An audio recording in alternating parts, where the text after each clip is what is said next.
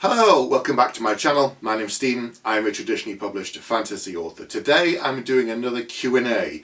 I put a post on the community tab asking if anybody had any questions, and some have been sent in which I'm going to go through today. The first one was, do you have any advice for pushing through your first draft, especially when it's your first book? Yes, absolutely. But there was a related question that came in that said, I've been outlining and coming up with ideas for a book for several years now. I recently sat down and started writing it and felt completely inadequate to the task. Have you ever struggled with these feelings and how can they be overcome? So the two questions are very much related. If you're doing your first ever book, first ever novel, like me, I started with a novel. I didn't start with short stories. That's probably the most sensible thing to do. Is the commitment to a short story is far less. You might spend a couple of weeks, maybe a month, and you come up with a cool idea, you play around with it, you put it down, and it's done. Then you can tweak it and polish and work on it. And if you're not happy with it, well, it doesn't matter because you've only committed a few weeks, a few days to the task. Whereas if you work on a novel and it's your first ever novel, it will take you months, possibly even a couple of years. And then if you're not happy with it at the end of it, put it down, start on another one, or work on it for months and then try and send it off, even if you're not completely happy with it. If you think it's your best ever work and it's your first ever novel, I would be surprised. Really. I mean, it happens, sure, there's always exceptions to the rule, but for your first ever novel, it's probably going to need a lot of work, and it might not be the best example that you can come up with and the best thing that you've ever written. Writing, like anything else, requires a lot of practice. So that first novel that you've come up with probably isn't the best one you're ever going to do. You can spend time revising on it, working on it, but you're going to need to learn how to structure a book, work on characters, work on plot, work on pacing. And you can get a lot of lessons from that first book, so it isn't wasted. You might say, oh, I've spent all this time on it and I send it off and nothing happens with it, and then, you've just wasted all that time. You haven't. You'll have learned a lot from the process. And I know it's frustrating. I know it's exhausting and tiring and really depressing to spend so much time on something only for it to be rejected. Now, of course, this is if you're just going down the traditional publishing route. If you want to go and use that book and self-publish it and go into indie press, you absolutely can. But you'll still need to write another book and get better at it and practice. But if this is your first ever time, you're probably not going to do really, really well with it, even if you self-publish it, because people will be able to tell it's an early effort. As for how to struggle through that first book, this is what I would suggest everybody does. Even if you don't plan your books, even if you're someone who makes it up as you go along, the ideas come to you in the shower, when you're out for a walk, whatever, you scribble them down and then you start writing. Or you have an end point in mind and you're working your way towards it. This is the first novel you've ever done.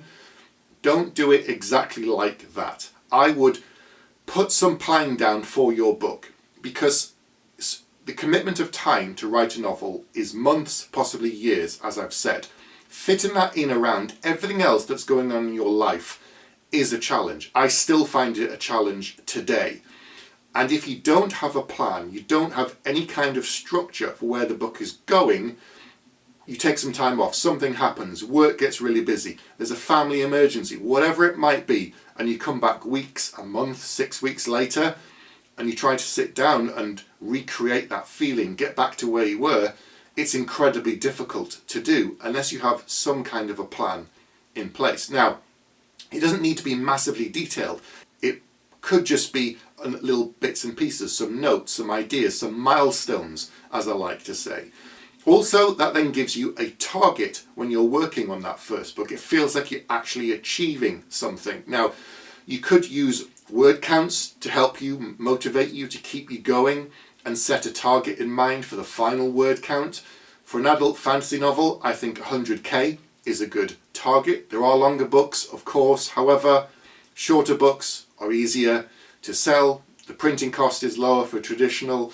It's an easier sell to a publisher. A standalone is easier than a 3, 4, 5, 12 book series. If you go in and say, here's my standalone book with series potential, I could do more in this world, and it's 100k, That's interesting straight away. For economic reasons. Then obviously the story comes first, the character comes first, your voice comes first. But if you go in with all those things that are really good and you say, yeah, but it's the first of 17 books in a series, I've planned them, I'm all ready, they're going to say, no, thank you, no.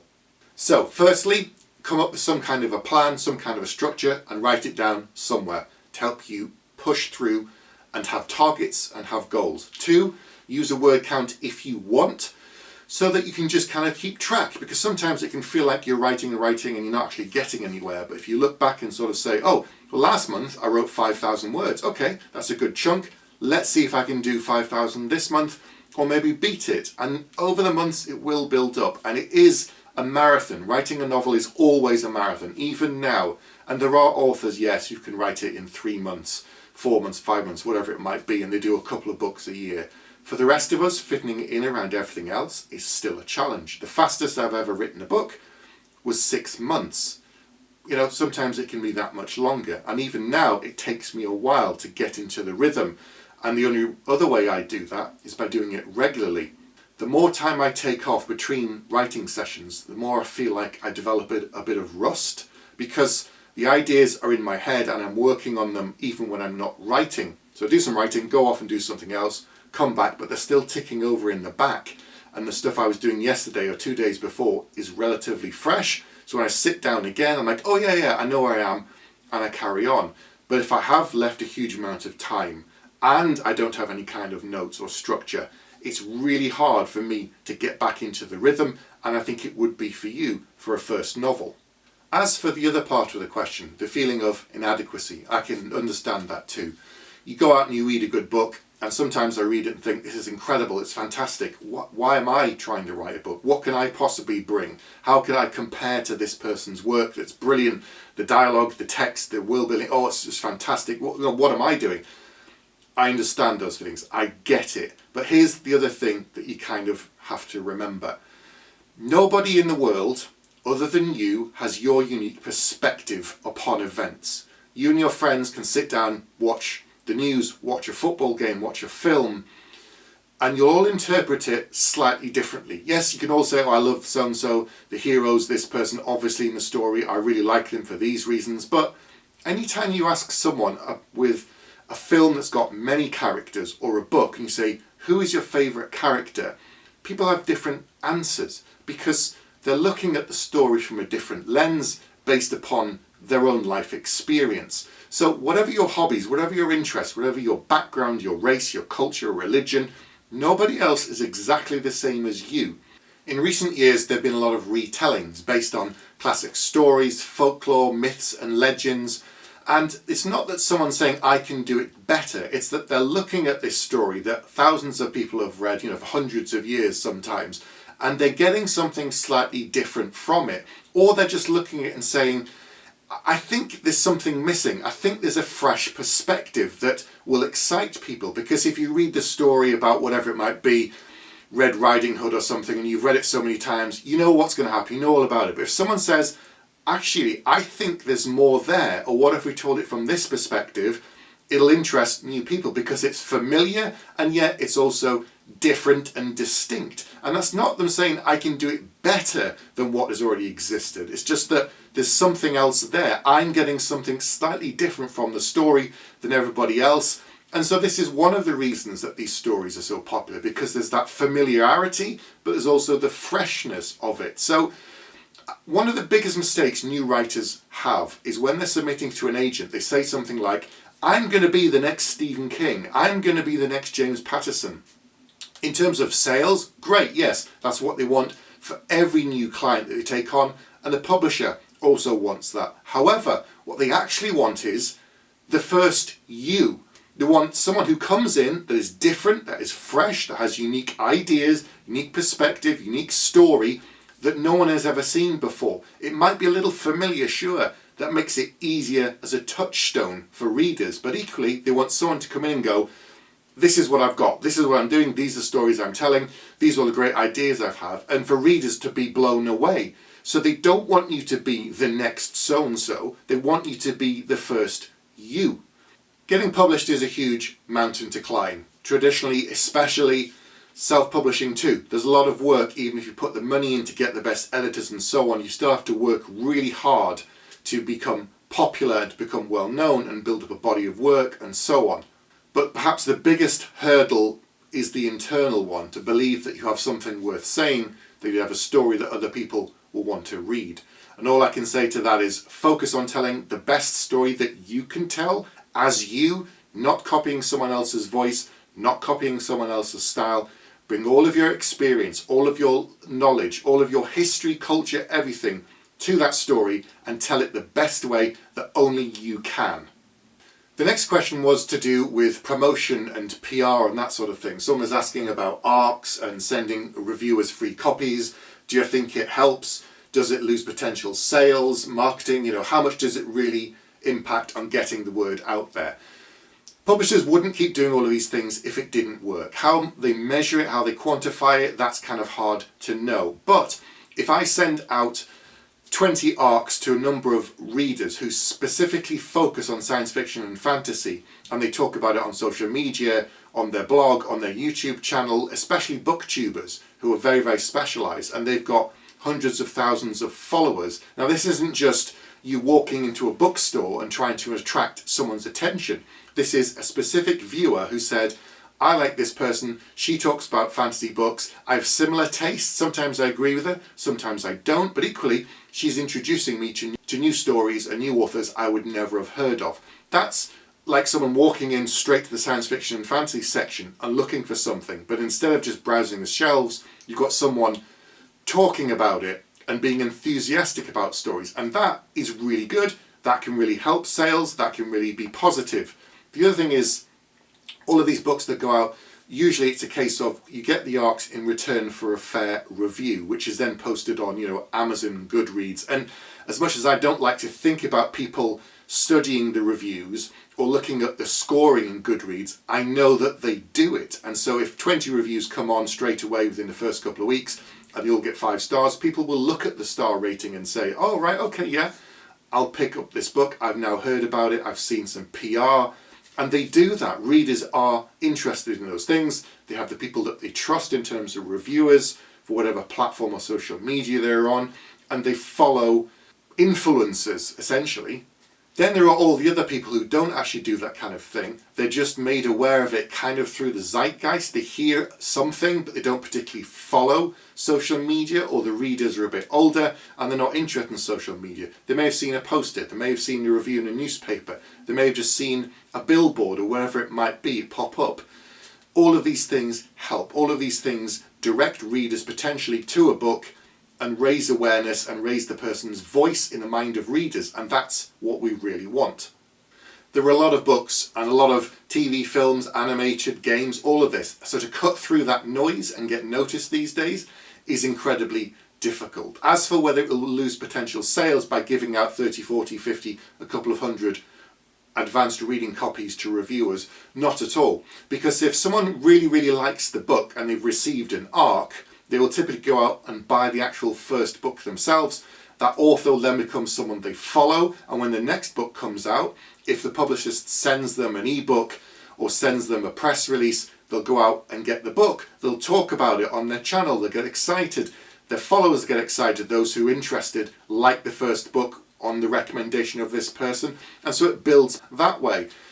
Sending out a press release just to a newspaper in hope, and with an advanced reading copy, hoping that it will read it and review it and be positive about it, is really, really difficult. And also the people who are specifically looking at that newspaper aren't always interested in fantasy. So if you have a captive audience on a YouTube channel or a blog or social media that follow you for a specific kind of genre and specific book, that's far better an investment of sending out the cost of an ARC or an ebook to that person to read and potentially review.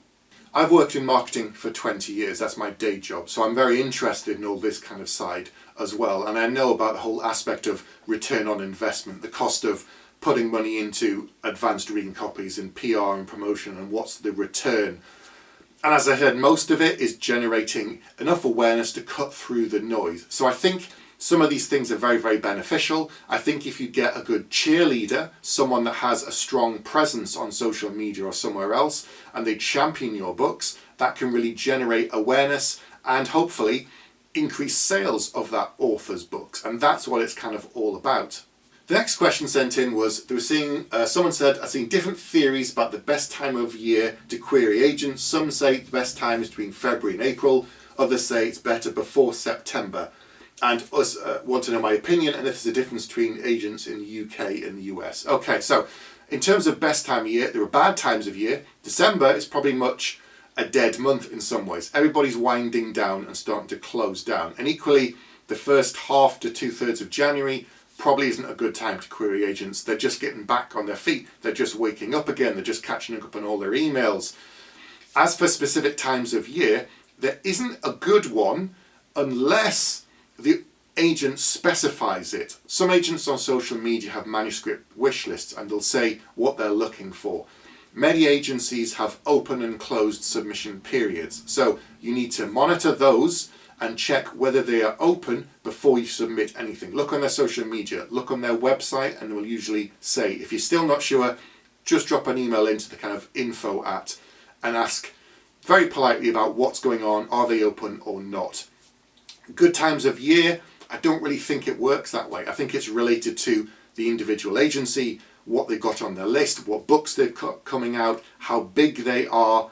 That's probably the best way, I would say. It doesn't relate to specific months of the year because agencies are all doing their own thing. There are certain calendar events like the London Book Fair and the Frankfurt Book Fair. So sending when those are about to come up probably isn't a good idea either. So I'd probably avoid just before those because they'll be so busy they won't be looking at anything new. They're focused on getting stuff ready for those events. As for the difference between US and UK agents, there isn't a huge amount of difference. I know friends who are authors who are in the US that have UK agents and are authors in the UK that have US agents. So it depends upon finding the right person that's the best fit for you. Some of my friends have never met their agent. They've spoken to them online or on Zoom calls, but they've never actually met them in person. I'm lucky that mine is in the UK. I've met her many, many times and chatted to her in person. So that is beneficial for me, but it doesn't have to be that way. So do your homework and find which agents are open and closed, which accept your genre and not, and only obviously send to the ones that do accept your genre, and look at their requirements very carefully. If they say first 3 chapters or 5,000 words, send them exactly what they want. If they only say 1 page for the covering letter and a 2-page synopsis, send them exactly what they specify. Do not think, oh, well, I'll send them 4 pages because that's what I sent to the other agent. No, personalize it. Put in the work, put in the effort, take the time, individualize it to that agent and their requirements. And that's going to stand you in a much better chance because it shows that you've paid attention to what they're asking for. Okay, that's all I'm going to talk about for today, but back very soon with another video.